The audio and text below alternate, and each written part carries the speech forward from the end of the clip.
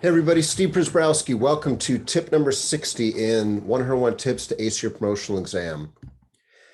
My website, as a reminder, code3firetrain.com, has a lot of great free resources on it. Check it out if you haven't done so. Also, this series is based on my latest book from Fire Insuring Books and Videos, 101 Tips to Ace Your Promotional Exam, available off their website below or as well as mine. Then you also got a 25% off code in the green box. What more can you ask for? So let's talk about tip number 60. Tip number 60. We've talked about a lot of different tips. Obviously, all these tips will help you prepare for the promotional exam, but also ultimately the position. The last tip, number 59, I talked about preparing for the three most important things you're going to do on the emergency scene. Radio reports, size up, assigning companies.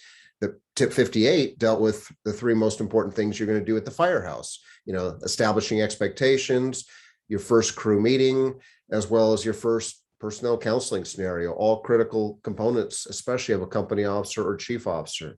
Well, I'd like to think one can never practice too much, but I think there is a risk sometimes if you're practicing almost too much, which I think is almost a rarity, but there are people that sometimes practice so much that they come in to their promotional exam and they almost sound like robots because they're just regurgitating bullet points or maybe even word for word what they rehearsed.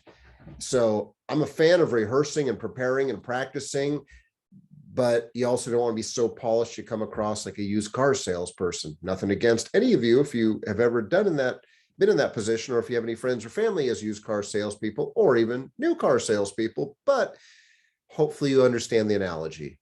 And I guess my apologies if I offend anybody. That was not the intention of it, but let's focus back here. Practice, practice, practice. Now, when you go into your promotional examination, you may have a fireground simulation exercise or emergency simulation exercise, tactical exercise, something to test your ability.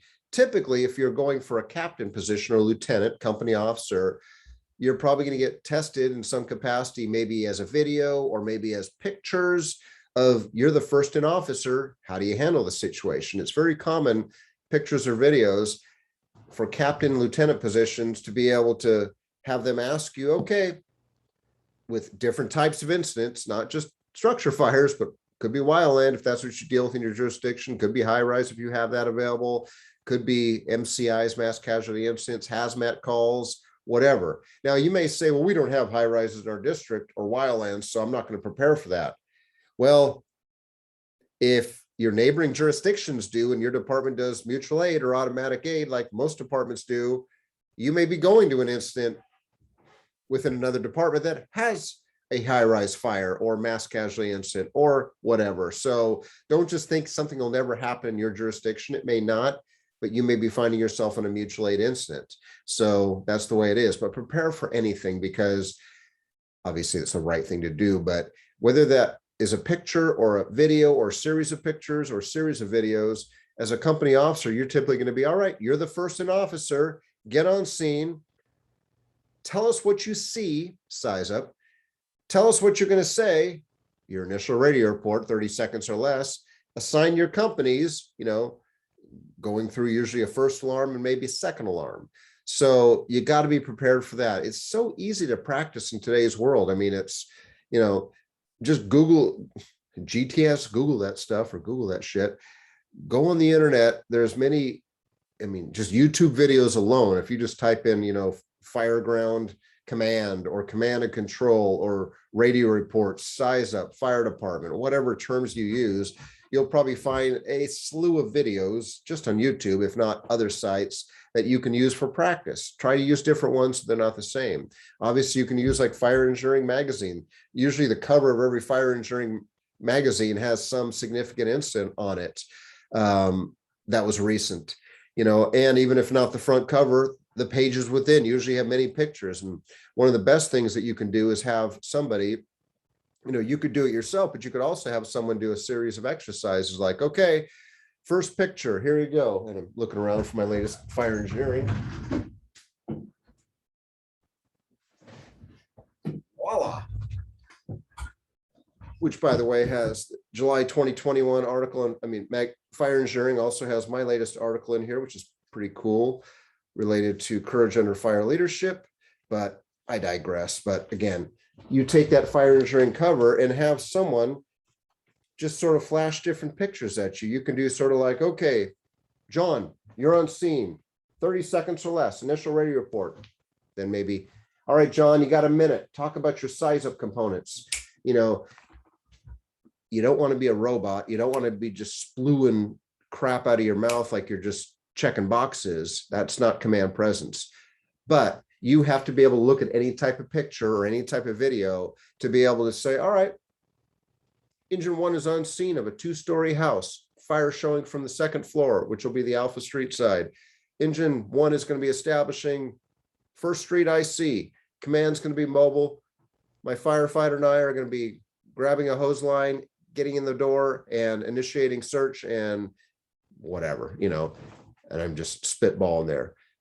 Take the time to practice and be prepared, because that's where a lot of candidates fail during a promotional exam and in real life during the real thing, look pretty unprepared and demonstrate terrible command presence because they're screaming, they're yelling, and they're like, oh shit, I've heard people do that. I mean, that doesn't demonstrate confidence, respect, or command presence in your troops. You gotta be that calm, cool, collect incident commander, which you are as a company officer. Now, if you're going for, say, a battalion chief position, it's not uncommon for battalion chiefs. You're probably not going to be first in, because most battalion chiefs, unless you're a 1-station department, usually are not first in. So usually the battalion chief promotional exam, the assessment center simulation exercise may have you arriving toward the tail end of your first alarm assignment. And at that point, your first in officer has already established command or not, and has already assigned the first maybe alarm companies minus you, the battalion chief. And a lot of times we give the battalion chief curveballs that you got to clean up what your first in officer did or didn't do. For example, a lot of times, one of the things that has worked well in the past, again, we're not here to trick people. We're here to make sure people are prepared for the position that they're going to step into. But like one incident, I remember we gave the battalion chief, all right, you got a 3-story apartment complex, fire on the 2nd floor. And we played a radio report of the first in officer who was pretty, it was a simulation exercise, but it was a very terrible first in report. The first in captain didn't establish command. They just basically said, hey, engine 10 is on scene. And looks like we got fire on the 2nd floor, and we're going to go attack the fire. Engine 2, go to the 3rd floor, attack the fire. All right, engine whatever. They didn't establish anything incident command system wise. They didn't use any divisions or groups. They didn't establish command. And it was basically, as we told the battalion chief candidates that were coming there, is we gave you a bag of dog shit, and we expect you, the battalion chief, to recognize that, okay, you need to first get on scene, make sure you take command in whatever format you do in your incident, establish command on the radio, let people know you are in command, make sure you're using the incident command system and reassigning people. So engine 1, you are now division 2, if that's what you use in your department. Engine 3, you're now division 3. You got the 3rd floor. I'll give you some companies here shortly to support you. You know, engine 2, I'll give you some companies here to support you. All right, blah, blah, blah. So if you are a battalion chief and you're responding at the end of their first alarm assignment, don't expect everything that was done initially by the first officer to be clean, because then there'd be nothing for you to do as a battalion chief short of just, oh yeah, I'll take command. Yep, we're looking good. Fire should be under control here shortly. Yeah, it doesn't work that way in real life or in the assessment center. So be prepared for anything. Excuse me. I've talked about practice has never been easier in today's world with the internet at your fingertips, videos on YouTube, you know, fire engineering magazines that are available. I mean, not just in print copy, but in digital copy. So, I mean, you've got plenty of resources to make sure that you're not just using the same thing over and over again. You want to be prepared for pretty much anything. So when you pull up on scene of that 40-story building with a plane into the top of it, which I hope no fire department is doing that. My department used to do that for the captain's test. That was the claim to fame is, yeah, we give our captains like a deputy chief level test to test their abilities, you know, plane into a sign of a high rise. This was before 9/11. And I'm thinking to myself, you know what, for a company officer, yeah, you can do that, but that is such a rarity. If you want to get a good challenging incident for a company officer, I mean, again, not to trick them, to make sure they're properly prepared, Give them a typical house, 1-story, 2-story house, give them a room and contents with the expectation that someone's inside. So they got to get a line on the fire. They got to get, aggressive search going on. They got to get a backup line in place. They got to do some ventilation, and they're going to use pretty much their first alarm and probably dip into a second alarm just to make sure there's enough backfill if necessary, if it does get bigger, or if you do have victims. So that's challenging enough. And I don't mean that disrespectfully. I mean, that's why hopefully your testing process is realistic, but hey, depending on your department or your training chief or whoever puts your test together, you never know. So that's why you got to be prepared for anything. And if you are a training chief or someone putting together the test, like I said, for a company officer, give them an incident that's going to probably require a second alarm, maybe not using all the second alarm units, but at least tapping into a second alarm to at least get them there and maybe use a unit or two and make it significant enough. Again, it doesn't have to be fully involved because that's too easy, but 25%, 50% involved where you expect that crew to go in and get an aggressive search going, get water on the fire, keep it contained, hopefully to that box, that room of origin, the box being the room of origin, if not the floor of origin or the building of origin, and so forth. But practice, I've talked about involving others. I mean, some of the things, the best thing you can do is get study partners. Now, some study partners are slackers. We all know those folks that probably suck up your time versus help you, and you're helping them more than they're helping you. But the more you can get involved with others, not just those that you're testing with to build that bond, but also people that are involved with past tests within your department, especially those at the officer ranks that can help you because they've taken the test, they've passed the test, they can probably give you some good advice.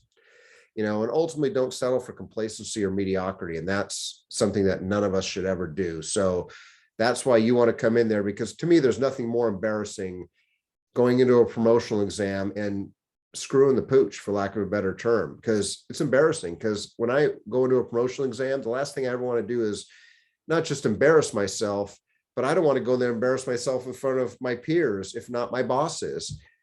Because it's like, I mean, anyone that's been a promotional exam rater on the other side of the panel rating candidates, we've all seen those candidates that have come in, men and women that we've worked for in our departments that have come into a promotional exam and have smoked it. And we're like, awesome. And then we've seen some others that are like, oh my God, this person is actually an officer right now on a rig as a captain. They want to become a battalion chief. Holy moly, they can't even command their way out of a paper bag. I mean, again, they may do fine in real life, but this is the promotional exam. And I mean, I know it's fantasy land in a promotional world, but you got to play it like real life as best as possible. And you don't want to be that person that embarrasses yourself in front of your future bosses, because you're not going to do well in the test and it doesn't help your credibility and respect. So make sure that you have your A game on, and hopefully practice will help that. Last thing I want to comment on this is the 10,000 hour rule. Anyone that's involved with training, adult learning, being the best that you can at your craft, you understand that usually practicing 1 or 2 times does not make you an expert, a subject matter expert, a pro. You look at any famous musician, any famous athletes, and not famous because they've been damn good athletes or damn good musicians or whatever else. That old 10,000 hours of practice just to get where they're at. And they don't stop practicing when they get there. They continue practicing and preparing for curveballs, preparing for whatever challenges that may arise. That's where you need to be if you want to be dialed in at your game. Again, not just for the test, which you got to do to pass, to get promoted, but more importantly for the real thing when you get that promotion. So ultimately the ball's in your court. Those that are the most successful, not just in the promotional process, but in reality, when they are actually in the position, acting or promoted, are the ones that never stop training or preparing and always consider themselves a student until the day they die. If you ever think you're at the point where I got it made, I'm nailed, I'm dialed, start worrying. And whenever you hear other people sort of almost take that attitude of, hey, I got this shit, I got this dialed in, complacency and laziness are going to settle in, and you're going to get burned at some point. And you don't want to be around those folks if you have a chance, and you may have to have their back because they don't have their own back. So that said, thank you as always for the gift of your time.